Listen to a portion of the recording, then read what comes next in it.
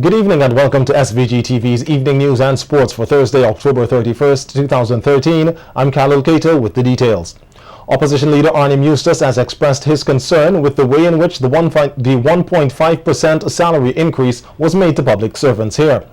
Speaking in Parliament on Tuesday, Eustace said it is unfortunate that the government had to borrow the money to make the payments.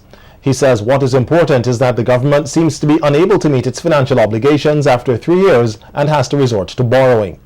According to the opposition leader, the matter was becoming increasingly politically untenable to have it hanging on. That's the reality. Let us not fool ourselves or attempt to fool ourselves as to the rationale for the present situation. Mr. Speaker, when you borrow to meet recurrent expenditure, it is something that one tries as best as you can to minimize. It's different from borrowing for a project where there's a return on your investment. But in terms of meeting recurrent expenditure, it's a different picture altogether. Eustace says the question now stands, who is going to repay the money? The same taxpayers we're going to pay too. Those who the government owed, which they should have got since 2011. So you borrow now to pay it. You have to use overdraft rates of interest. And he presented it in such glowing terms. Those very persons who are receiving that money are the ones who will have to pay it back. Prime Minister Dr. Ralph Gonsalves has called on the opposition leader to make peace with the founder of the New Democratic Party, Sir James Mitchell. Speaking on the issue of the Cocoa Project in Parliament this week, Dr. Gonsalves made reference to what he calls a fallout between Eustace and Mitchell over the project, which he says Eustace thought should have been discussed with him first. Dr. Gonsalves further called Eustace ungrateful and made an appeal to him to make peace with Sir James on the issue.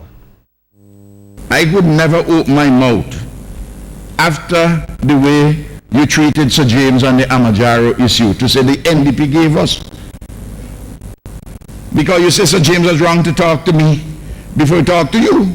And you were annoyed, vexed. You say when he told you, I was vexed. And the anger came out. You should go and make a peace with him here. You should go and make your peace with Sir James.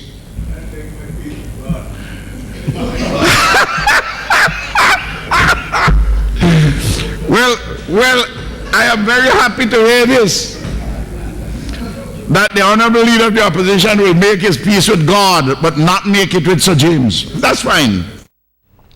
$5 million worth of cocaine was reportedly seized yesterday afternoon in Trinidad and Tobago on board a vessel destined for SVG. According to the Trinidad Newsday, the cocaine was found in 13 boxes of cornflakes aboard the vessel Elita. The media report from TNT states that at about 12:45 p.m. yesterday, Customs and Excise Division officers received a tip-off that several boxes, wrapped in a black plastic bag, had been delivered to a vessel docked along the Queen's Wharf in Port of Spain. The vessel, the Elita, said to be bound for St. Vincent and then a port in Europe, was boarded by the officials. The vessel was registered to be carrying soft drinks and food items. According to the TNT Newsday, the captain and crew of the vessel acknowledged that a delivery had been made recently and that they allowed the officers to conduct a search of the bag. It was at this time officers found 13 packages of cocaine. Each package weighed 1 kilo. The report states that the area was immediately locked down and officers contacted officials from the Organized Crime, Narcotics and Firearms Bureau. The vessel's captain and the crew were then questioned by the officers while the drugs were seized and taken to the customs head office in Port of Spain. According to the Newsday, their police sources say that they had information that the vessel had come from the South American continent and its final destination was Europe. It is also being reported that the crew and the captain of the vessel had been assisting with inquiries, and the police in Trinidad are currently searching for the individual who made the delivery to the vessel. Some 12,500 computers are expected to be given to secondary and tertiary level students here next year. Prime Minister Dr. Al Gonzalez made this announcement in his National Independence Address on Sunday at the Victoria Park. Dr. Gonzalez noted that the bulk of the funds were provided by the Venezuelan government and the remainder by his government. We have been assisted in this venture too by the staff of a major computer magazine in Europe, which is owned by someone who is a homeowner in Mustique and who is also a citizen of our country by naturalization. This computer project will complement the one which we initiated for the primary schools in 2011 and which we must further refresh. The Ministry of National Mobilization is moving ahead with the Juvenile Justice System Reform Project. We have more stories on the local scene when the evening news continues.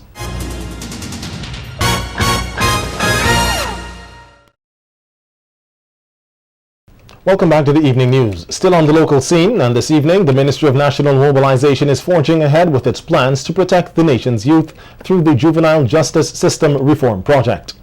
A two-day workshop on the project opened earlier today at the Methodist Church Hall. The Juvenile Justice System Reform Project is being funded by USAID and coordinated by the Organization of Eastern Caribbean States.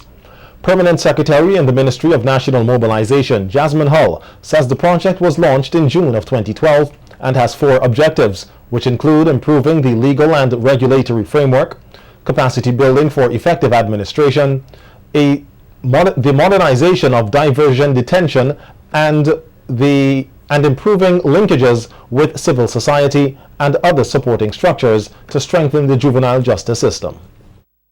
The first national consultation on juvenile justice reform was held on January 10, 2013.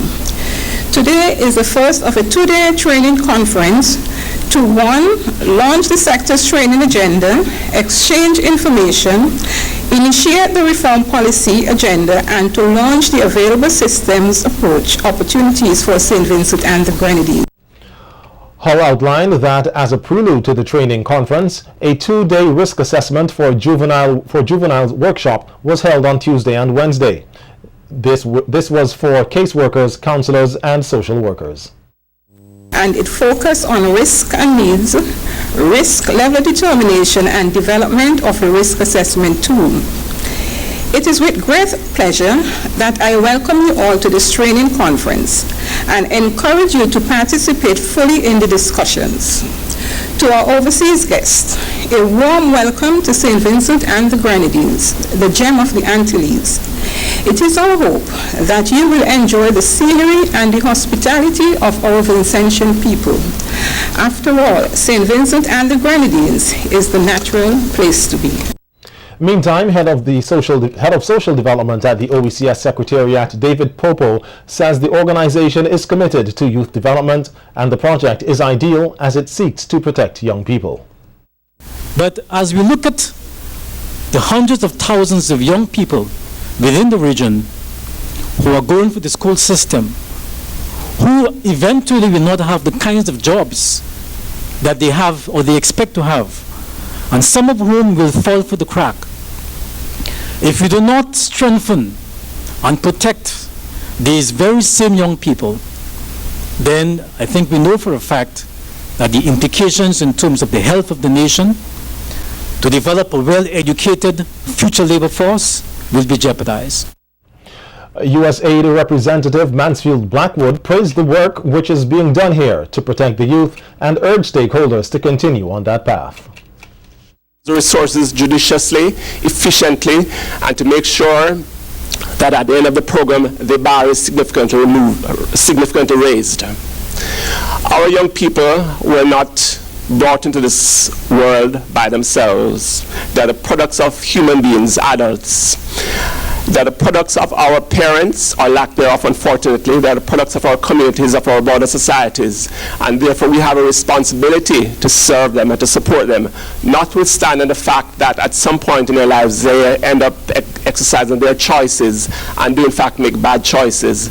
And so it is within that framework that I am happy that we have this juvenile justice reform program to support those who have been less fortunate in our societies. And I look forward to the positive deliberations over the next 2 days. A new library and wing at the Bishop's College, Kingstown, received its blessings from the Bishop of the Windward Islands, His Lordship, the Right Reverend Leopold Friday, on Tuesday. Speaking at the ceremony held under the theme, Moving Forward with Thanksgiving, Principal of the BCK, Cecilia Akers King, said that in the past the school had to use one room to accommodate various functions. For many years, we have had a room that changed usage. One year it was a library, the next year it was a storage area, the next year it was a classroom.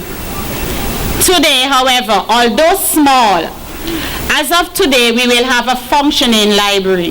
There's still need for many resource books, but our students will have access to a textbook for every subject area on the curriculum for reference and one for overnight usage. For us, this is improvement. The Reverend Lennox John outlined that the church recognizes that the future is determined by how well people are educated, and so there is a need to upgrade the facilities. The founding father of Bishop College understood the definition of the family and a history of slavery. And the way out of post-slavery period was the offering of secondary education to more of the families of St. Vincent and the Grenadines who did not have the privilege to send their children to a secondary school. The parliamentary representative for Central Kingstown, Sinclair Leacock, Principal of the St. Joseph's Kingstown, that should be the St. Joseph's Convent, Kingstown, Calma Balcom, and Director of Public Prosecutions, Colin Williams, were also present at Tuesday's ceremony. The National Theatre and Drama Festival will commence this weekend with the first showing at the Peace Memorial Hall by the Agape Dramatists. The group production this year is the group's production this year is a redo of Stone, which, according to PRO Carlton Charles, will showcase what life will be like for persons who are dead and the conversations they are engaged in under the grave. Charles said the production has a detailed storyline and top-class acting. Some fun, right? Real fun, guys. But I also think you should expect a very good storyline. Here's why. Agape is synonymous with storytelling, and we always have a twist. So when you're sitting in the audience over the weekend, you're gonna be scared. And here's why you're gonna be scared. This is my first opportunity to direct a play for Agape. So I'm going to push the bar extremely high. You know what? Here's a line that I would use when you think you're dead, you're done, life now starts. I would leave it at that. I don't want to give them too much. The Agape showing at the Peace Memorial Hall will run from tomorrow night to Sunday with a start time of 8 p.m.